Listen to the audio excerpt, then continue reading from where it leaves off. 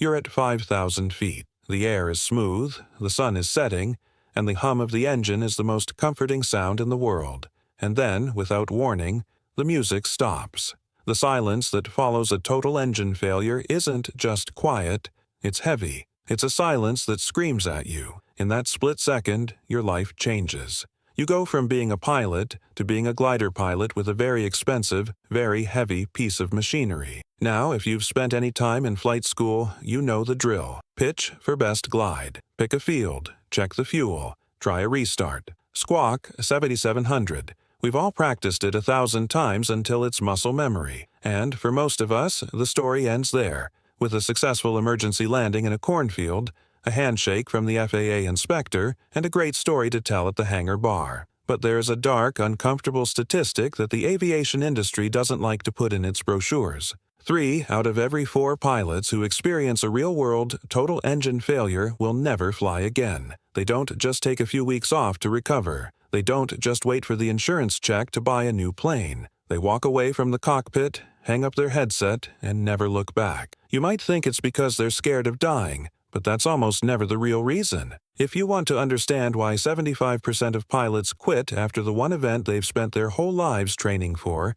you have to look at the real answer, and it's a combination of psychological trauma, financial ruin, and a regulatory nightmare that most people don't see coming until it's too late. To really get why this happens, we have to start with the psychology of the contract. Every time you pre-flight an airplane, you're signing a silent contract with the machine. You give it maintenance, fuel, and respect, and in return, it gives you the sky. When an engine fails, that contract isn't just broken, it's shattered. For a lot of pilots, the airplane isn't just a tool, it's an extension of their own body. When the engine quits, it feels like a betrayal. But the trauma doesn't happen during the descent. During the emergency, your brain is flooded with adrenaline and cortisol. You're in alpha mode.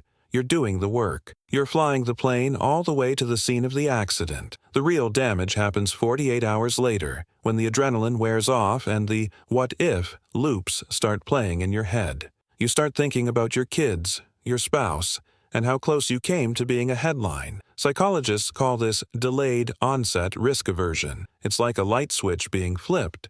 Suddenly, the sky doesn't look like a playground anymore. It looks like a trap. The joy of flight is replaced by a crushing weight of responsibility that you can't unsee. You realize that you aren't invincible, and for 3 out of 4 pilots, that realization is so profound that the desire to fly simply evaporates.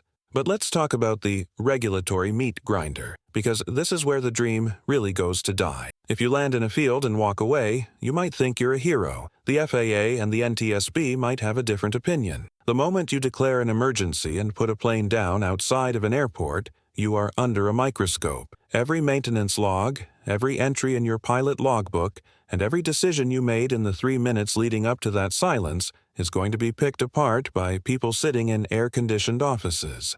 Even if you did everything perfectly, the stress of a federal investigation is enough to make anyone question their life choices. For a private pilot who just wanted to fly for fun on the weekends, being treated like a criminal suspect is a massive wake-up call. They realize that the hobby they love comes with a level of legal and professional risk that they never fully accounted for. They see the paperwork, they see the potential for certificate action, and they decide that the stress of being a pilot isn't worth the reward. They decide to quit while they're ahead, before the system has a chance to take their license away anyway. Then there's the financial black hole. Let's be real, aviation is expensive, but an engine failure is a financial catastrophe that most people aren't prepared for. Even if you have the best insurance in the world, you're going to lose money. There are deductibles. There's the loss of use. And then there's the off-airport recovery nightmare. Have you ever tried to get a Cessna 172 out of a muddy field in the middle of nowhere? It involves cranes, flatbed trucks, and thousands of dollars in labor before the plane even reaches a mechanic. And once it gets there, you find out that the insurance company is going to fight you on every single bolt. For many pilots, the engine failure is the moment they realize they can't actually afford to be a pilot. They were flying on a razor-thin margin, and this one event pushed them over the edge. They look at the repair bill, they look at the increased insurance premiums they're going to face for the rest of their lives, and they realize that the real answer is that they've been priced out of the sky. But there's something even deeper than money or laws, and that's the hangar stigma. Aviation is a small community, and pilots can be incredibly judgmental. When someone has an engine failure, the first thing everyone else does is look for a reason to blame the pilot. Did he have carburetor ice? Did he run out of fuel? Was he behind on his oil changes? We do this because we want to believe that it could never happen to us. We want to believe that if we're good enough pilots, we're safe. This creates a toxic environment for the person who actually went through the emergency. They feel isolated. They feel like they've been branded with a scarlet letter. Instead of being supported by their peers, they're interrogated by them. This social isolation is a huge factor in why people quit. They don't want to go back to the airport and deal with the whispers and the questions. They'd rather just disappear and find a new hobby where their mistakes aren't the topic of every Saturday morning fly-in breakfast. We also have to consider the skill paradox. After an engine failure, a pilot is told they need to get back in the air as soon as possible to get their confidence back. But for many, the first flight after an emergency is a nightmare. Every little vibration, every slight change in the engine note, every puff of smoke from a neighbor's chimney makes their heart race. They're no longer flying the plane. They're waiting for it to fail again. This is called hypervigilance, and it makes flying exhausting instead of exhilarating. When flying becomes a chore of constant anxiety, the reason to do it disappears. Why would you spend hundreds of dollars an hour to be stressed out and miserable? For 75% of pilots, the answer is, you wouldn't.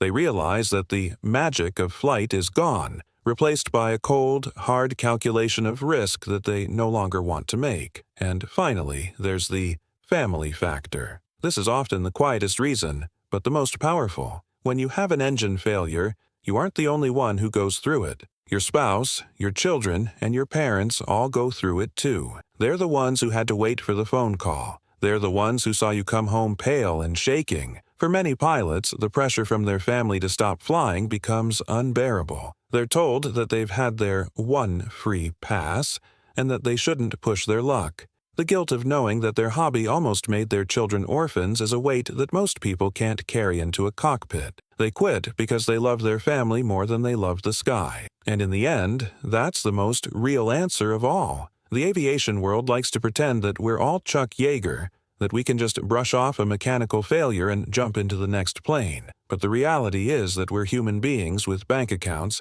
families, and fragile psyches. The engine failure isn't just a mechanical problem. It's a life-altering event that forces you to reevaluate everything you thought you knew about yourself and your place in the world. For 3 out of 4 pilots, that reevaluation leads to the same conclusion. The sky was a beautiful dream, but the ground is where they belong. They take the lesson, they take their life, and they walk away. And maybe, in a way, that's the ultimate successful landing. 1. The psychological impact of a total engine failure creates a state of hypervigilance and delayed risk aversion that transforms the joy of flight into a source of constant, exhausting anxiety that many pilots find impossible to overcome. 2. The regulatory and legal scrutiny following an off-airport landing subjects pilots to a level of stress and potential career-ending liability that makes the hobby feel like an unjustifiable risk to their professional and personal lives. 3. The financial devastation of recovering and repairing an aircraft after an emergency landing,